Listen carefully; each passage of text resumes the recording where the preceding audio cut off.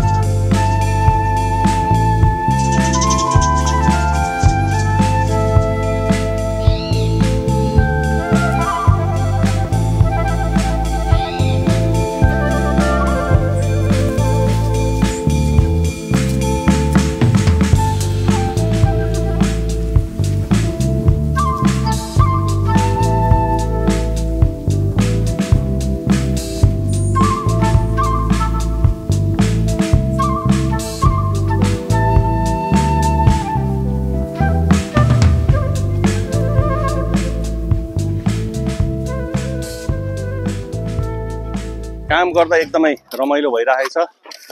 पहिला हामीले बाहिर देखिन्थ्यो, तर आज चाहिँ यही शुक्ला गण्डकीमा पनि अब एउटा भेलाले यति राम्रो काम हुँदो रहेछ भन्ने एउटा उदाहरण दिएछ। अहिले आउने जनताहरूलाई पनि फेरि आउने दिनहरूमा यसरी नै काम गरेर आफ्नो यो ठाउँलाई रमाइलो गरौँ भन्ने कुरा अझै पनि मनमा लागिरहेछ।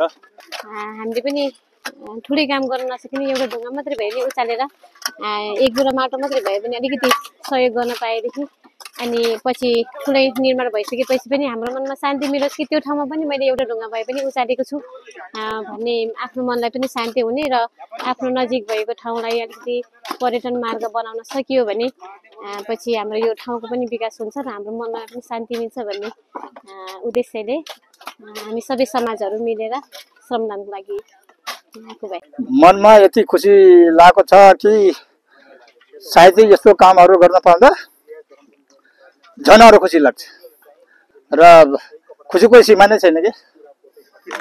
र विशेष गरेर आज झन् दायाँ बायाँ टोलको पनि जस्तै गण्डकी पारिका यता हाम्रातिर पनि थुप्रै मान्छेहरू कमसेकम 200-250 मान्छे आज काम गरेको देखिन्छ। झन् अरू रमाइलो लागेर काम नगरे तापनि गरौँ लाग्छ।